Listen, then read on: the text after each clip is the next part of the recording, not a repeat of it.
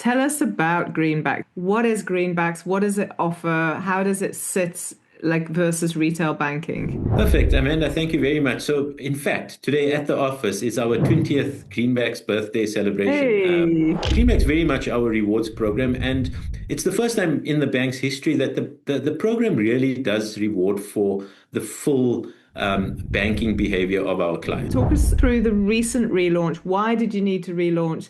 And what's been the impact of the relaunch? It started in 2005 very much just as a card product and skewed towards American Express, and customers essentially got double points. Then we go to 2015 and we realize if we look around the market and we look at some of the competition and what the other programs are giving people in the market, well, relative to everyone else, as Greenbacks, we're not really giving back as much as potentially some of the others are. That sort of was the start of how do we actually now relook what Greenback should be and what it could be with the necessary technology, etc., to actually then launch a program that's competitive in the market. We've seen engagement go up 25% since launch of the new program in terms of people now engaging and earning points.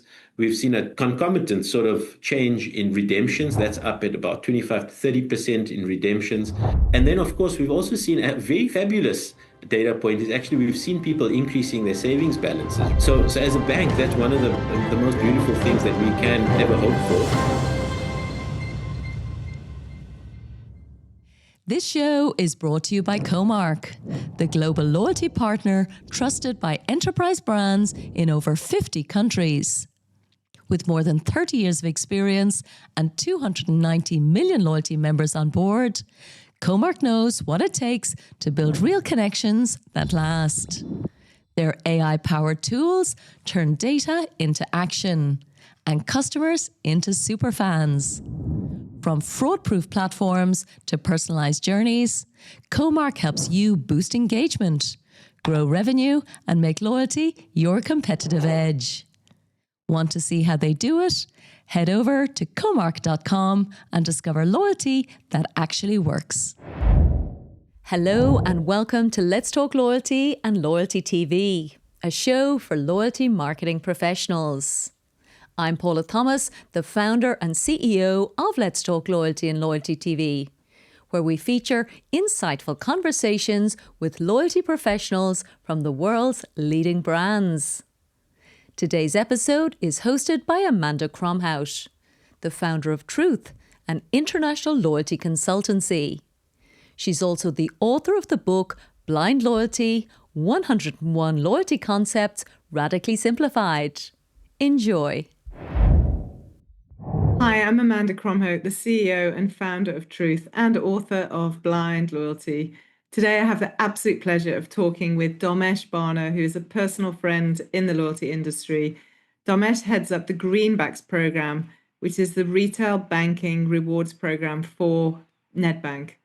Nedbank has over 7 million retail clients and currently is celebrating its 20th anniversary of the Greenbacks program. The Greenbacks program celebrates full banking behavior, and Dharmesh talks through how senior leadership create that change management in order to get the buy-in for the full banking proposition that Greenbacks offers its customers. They relaunched last year, and since the relaunch, they've seen over a 20% increase in engagement from their members, between a 25 and 30% increase in redemptions, and phenomenal growth in membership stats. I hope you enjoy this masterclass in retail banking bank-wide rewards program. So today's Let's Talk Loyalty TV show is with Dharmesh Bhana, and he has been on the Let's Talk Loyalty show before. And for that reason, we welcome him back with open arms.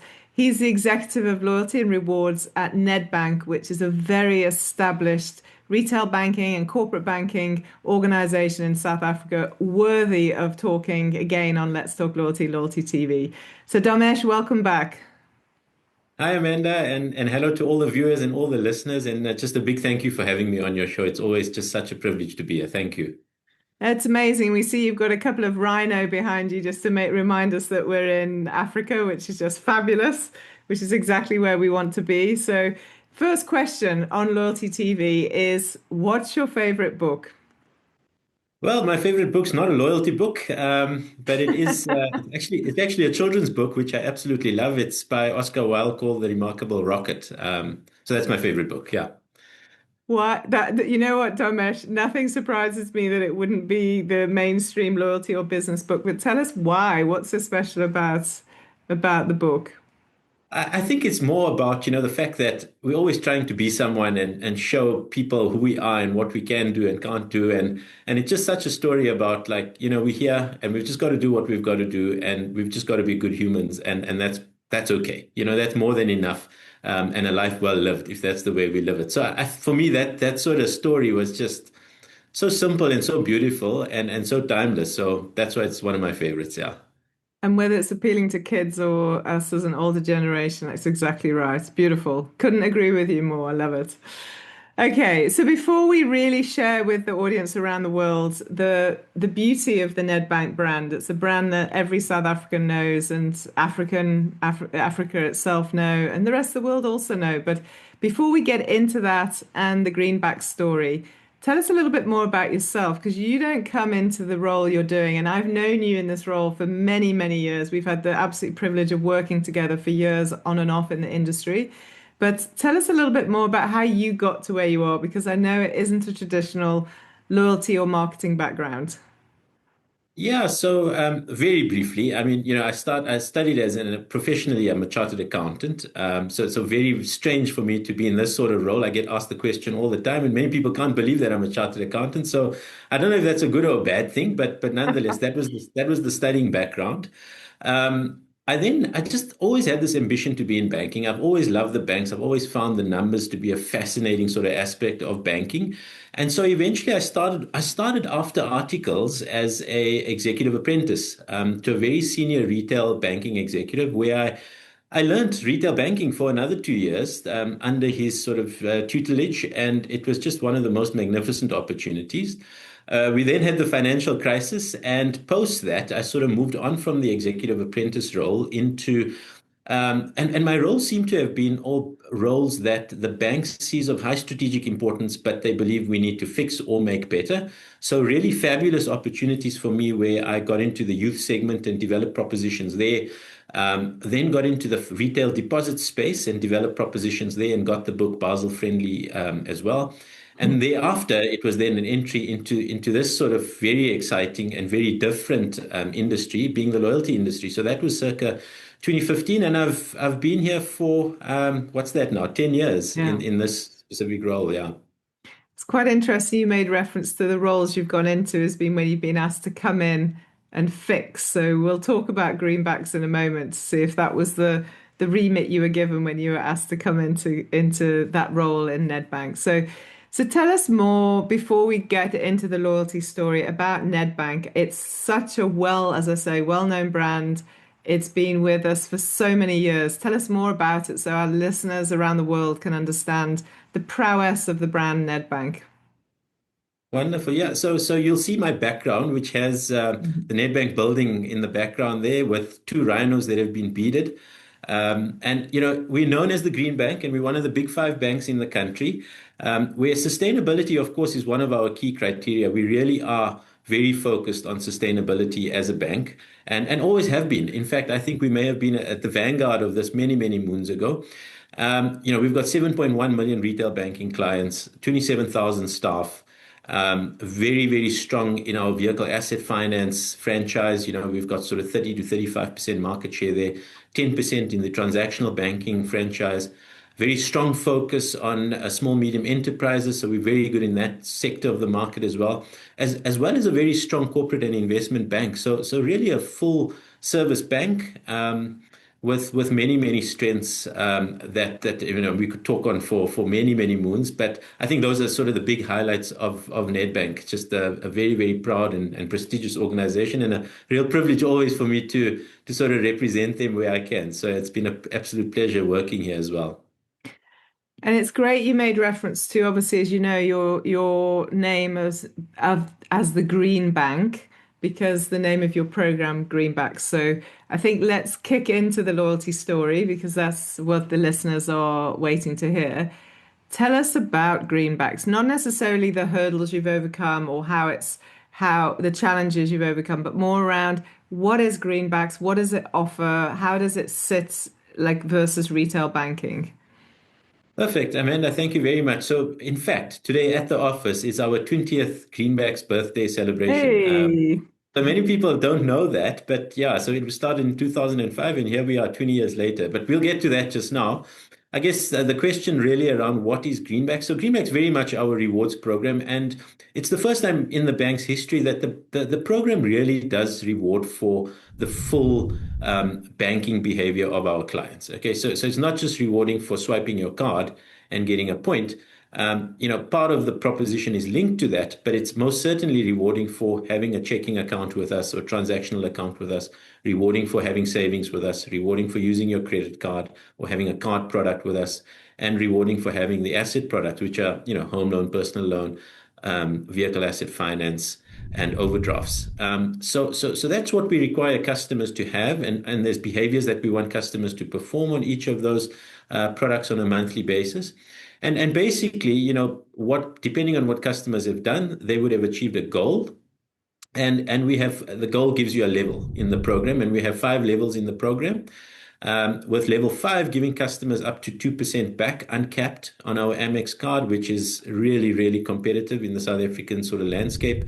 And then we've got other parts of the program giving members further value back. Things like 10% back on Apple and Samsung devices on our Avo e-commerce shop. We've got 25% back per liter on fuel. There's also our flight benefits and up to 30% back on flights on level 5. And then we've also got 50% back on movies and, the expensive Coke and popcorn at new Metro cinemas. So we've really got some fabulous value back to clients, which, quite honestly, in the past, Greenbacks was a program that didn't necessarily provide that level of value back to its clients. So in a nutshell, that's what the program sort of does, Amanda.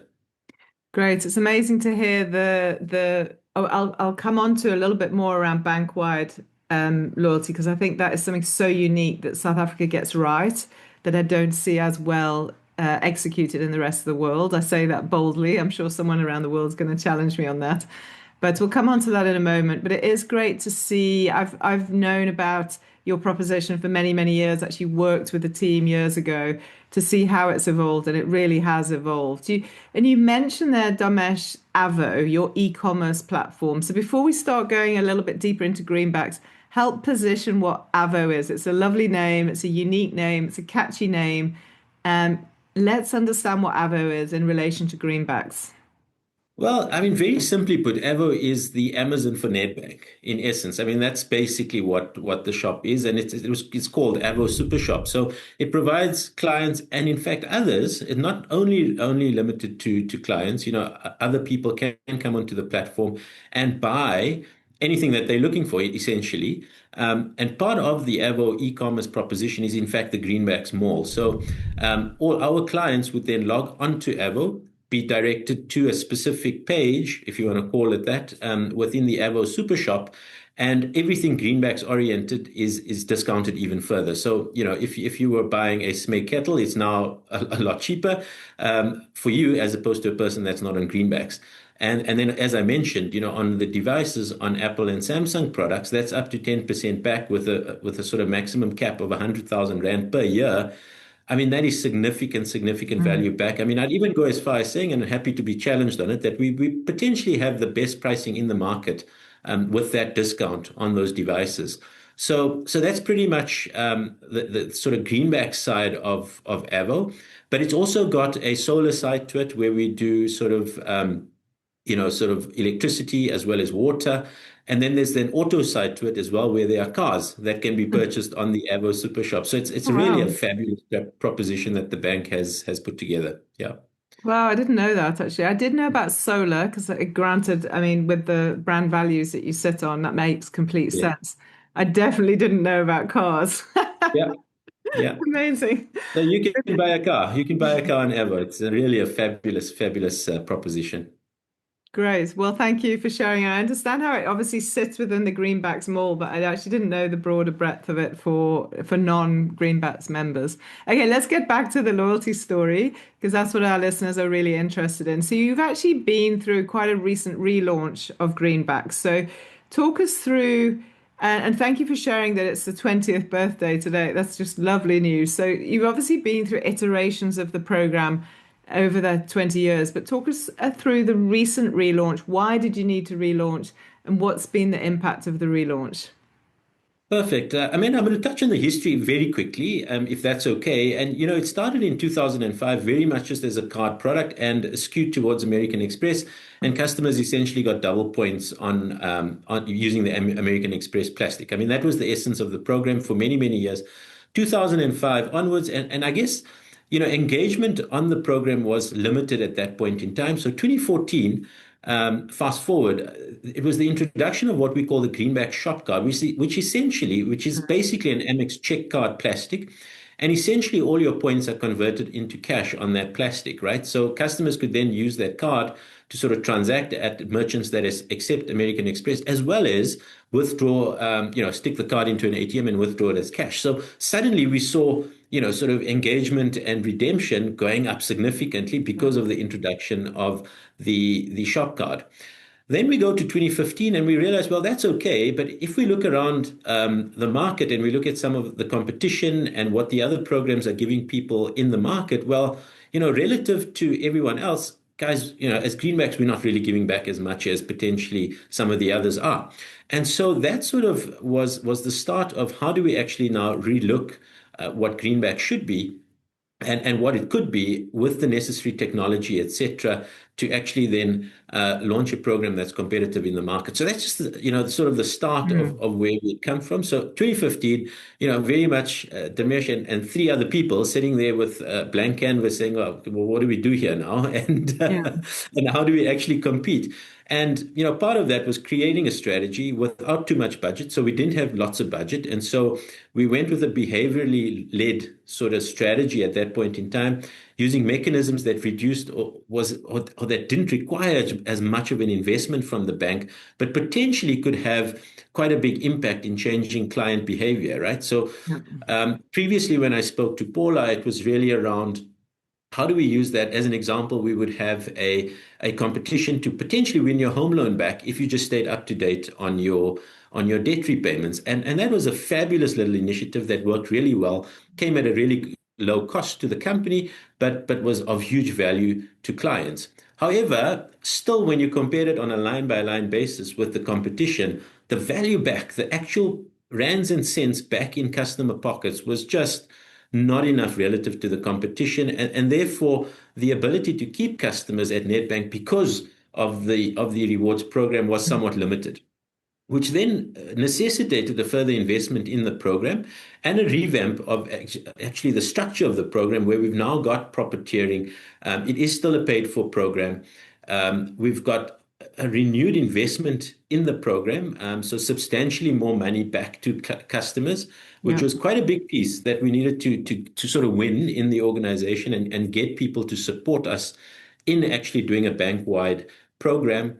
And now we can see that it's something that clients in the market resonate with. Why? Because I guess, South Africans are used to a certain type of rewards program from banking. If you look at what all the competition looks like, and of course, there's a lot more value back, which ensures that we can ensure that our customers stay with us, do more with us, and they actually see value in banking with Nedbank. I think that's the big thing is how does it benefit the customer?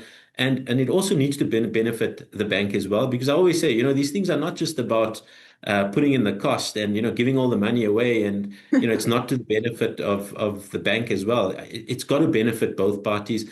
And then in a way also benefit society. So it's sort of that three parties that Yeah. we're always thinking about in our commercial models. Completely. Like it's insane to think that what you just said at the end isn't the premise that everybody has to work off. Like you can't create the most perfect program that just rewards customers, but actually is going to sink the bank. But you can't protect the bank at all costs, so you're not competitive and giving back maximum value. and then to bring in the impact on society, and in your case, I'm sure in the environment as well. It's the perfect triangle. So you've mentioned twice now, so I'm going to pick you up on it, and we're going to talk about it a little bit more around bank-wide loyalty. And it's one of my favorite subjects because I really do see this coming through so strongly in our market, in the South African marketplace. And when I have the privilege, as you know, of being a judge on the International Loyalty Awards, I don't see it coming through anywhere nearly as strongly across other countries and other world-class banking rewards programs. So talk to us about how you've achieved that, because it takes a lot of change management. It's not something you can achieve. As you said, you've gone from the Amex swipe program when you started through to a really thorough bank-wide program. Yeah, I think, when we first started, we didn't have the appetite across the organization to invest in the rewards. Amanda, I think it's quite a big thing, because what Yeah. happens is the costs come up front and the potential benefits you're only seeing, 5 years, 3 to 5 years later. So there isn't any incentive for folk in the business to say, well, actually, I'm willing to give you another, I don't know, let's just call it 10 Rand for your program because I'd much rather use it for something else and I see better value somewhere else. So the first thing I think that's important with Bankwide is there's got to be a willingness to do it across the exco table, and that needs to be driven by the top leadership. The senior executive and the CFO need to be completely behind it, and telling us, like, guys, this is something that we're going to do. And we are going to do it. And so you're going to have to invest further in the program, because without that level of almost telling people that we're doing it, it's very difficult to then convince people otherwise. So I think that's maybe step number one. I think step number two is then saying, well, guys, but you also got to show what the benefit you think we are going to see from the program. And I think once you've proven that sort of aspect of the program, the willingness to invest is significantly greater. So, there's also mechanisms that we think about in terms of how we fund the program. So, as you know, Nedbank is a charged for program, always has been. So, of course, that's the way in which we would fund the program. And, in the market in South Africa, I think, as you've mentioned, there's just fabulous competition, quite honestly. At times, some of them are better than us. Maybe some of them are not better than us. But, it's just such a fabulous place to be, in the sense that you can't sort of sit back. You're always on your toes. Someone's always changing something. You've got to be on top of everything. And you've got to be able to follow quite quickly. So I think that's just such a beautiful environment within which we operate. So yeah, I'm not sure if that's completely answered it, Amanda, but I think those were pretty much the key points I think that one would need if we're looking to do sort of bank-wide Yeah. loyalty. I guess maybe the last piece I'd add is you need the priority technologically to get it done. So it needs to be a high priority for the organization to get it through all these tech Yeah. funnels that potentially get all clogged up. So those are potentially just the pointers that I would maybe lay out for anyone that's keen to do it. I think the most significant thing you've said there, which rests in terms of what I've heard, as well as just whether it's technology and the initial investment, as you say, it took a while initially for the bank to start to go, okay, we're not just giving away money, but is the buy-in from senior leadership. Like I've worked on so many programs around the world where if you don't have that buy-in, it is so difficult. I always describe it as like pushing water uphill. Whereas if you've got the buy-in, it just happens, obviously with a lot of work and strategic intent. But so it's great to see that change management process came about because of that senior buy-in at whichever level you needed it to happen. Great. So I'd love to pick your brains now over how do you measure success? Like, as you said, you're in this mightily competitive marketplace. You're looking to your competitors all the time to see what's new, what's coming. Some are doing some great things. You're doing amazing things. How are you measuring success? Yeah, so I think the first thing we look at is engagement, right? Because firstly, like, are people using the program? Yeah, like, Yeah. were they using it before? Are they using it now? It's a very simple thing, but I mean, it could be quite detrimental if people aren't actually using it, right? So I think it's quite an elementary thing, but quite an important one. We've seen engagement go up 25% since launch of the new program. So that was January last year. By the end of the year last year, that was up 25% in terms of people now engaging and earning points. We've seen a concomitant sort of change in redemptions. That's up at about 25 to 30% in redemptions. Our membership's up 20%. So we've even got more people joining the program. And as I said, it is a paid for program. So of course, the more people that join and that are with, sort of not on the bundled products, the more money the bank makes, right? And the more that we can fund through the rewards program. Um, We've also looked at, people going to, for example, New Metro, people filling up at BP service stations, people going onto our Evo e-commerce store and purchasing, the Apple, Samsung products and other products that are further discounted. Those are all the metrics we've looked at, just to gauge whether or not people are finding the program a little bit more exciting and, in fact, therefore willing to engage with it, right? So that was sort of the aspect number one. I guess the second aspect is this thing actually changing behavior that leads to Yeah. incremental sort of uplift in client behavior. So, some of the stuff we're looking at, and it's been quite fascinating to see the change in people using different types of cards, whether it's Visa, Master, Amex. Of course, the skew is towards Amex, and we've seen a slight increase in there. I mean, we'd obviously love to see a lot more in terms of usage of the Amex plastic. But we have seen an increase in usage of Amex since the launch of the program. Mm. And then, of course, we've also seen a fabulous data point is actually we've seen people increasing their savings balances, right, to get that structured Mm. saver goal. So as a bank, that's one of the most beautiful things that we can ever hope for, because, of course, any savings or deposits are things that we would leverage through the rest of the bank. I mean, it's sort of Yeah. the bare bones of banking. And we've really seen people take onto that and in fact invest in the on-balance sheet products with the bank. So that's been very encouraging for us as well. And then on the transactional banking side, which is really the key aspect for any retail bank, is are people banking with you and are they using your transactional account? Now, what we find is that not all our transactional product holders are on Greenbacks, but sort of there's quite a big majority of them that are.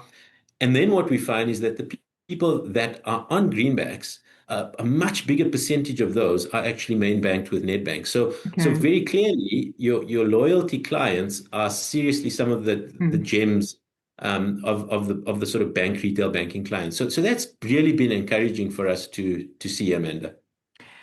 I think when listening to you now, I really enjoyed what you said about, even if we just could say savings accounts, because clearly that's good for the bank. You explained why, but it's clearly good as well for the consumer. Rather than this continuous motivate or sort of incentivization to spend more, swipe more, get money back on the swipe, it's actually good for the consumer as well. So that really pulls together the essence of why a bank-wide program makes so much sense, because it's good for the bank, but it's also exceptionally good for the consumer. So, yeah, thank you for sharing. It's actually just that one point alone for me brought it to life so powerfully. So, No, Amanda, cool. in terms of how you deliver this evolving program across Nedbank, so you're platformed on the Comark system, and you have been so for quite a long time. Talk to us about the rest of your team. Like what you mentioned when you started 10 years ago, there was you plus three. What is the team structure? How do you pull all of this off? So I think we're a little bit more than three now. I won't disclose the full number, but let's just say it's less than 30 people. Okay, so it's not a big team, but a very specialized team. And I think if you look at my sort of my leadership team, it's really around data analytics, configuration, change management, and financial uplift. And then how do we keep improving the CVP? So literally four big aspects that we're looking at from our side specifically. And then, of course, there's people outside of our business that support us, for example, marketing, technology, etc., as well as Comark, who have been a great partner to us and have been a partner to us for a very long time. So I think that's pretty much how we sort of structured, Amanda, from from our side. Yeah.